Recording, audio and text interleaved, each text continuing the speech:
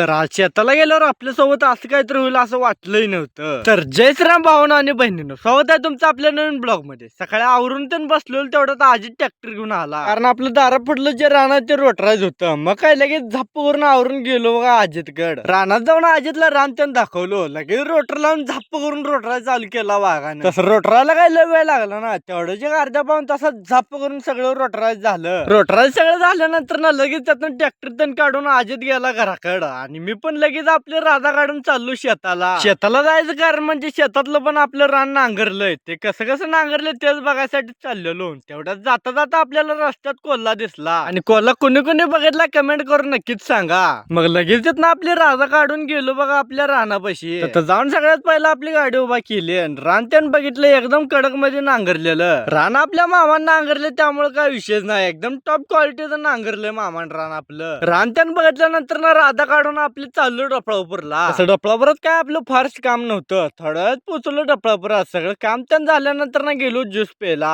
लगेच भावानं झप्प करून आपल्याला मँगो ज्यूस दिला. ज्यूस एकदम क्वालिटी होता, त्यात काय विषयच नाही. ज्यूस त्यानं प्यायल्यानंतर ना आपली राधा काढून चाललो घरला. जाता जाता आपल्याला रस्त्यात आण्याबाहेर गाठ पडला. भावासोबत थोडा वेळ थांबून बोललो आणि तिथनं आपली राधा काढून मी जातो घरला. तुम्ही पण जाता जाता एक काम करा, आपल्या भावाला फॉलो तेवढं करून घ्या. भेटूया नवीन ब्लॉग मध्ये. धन्यवाद.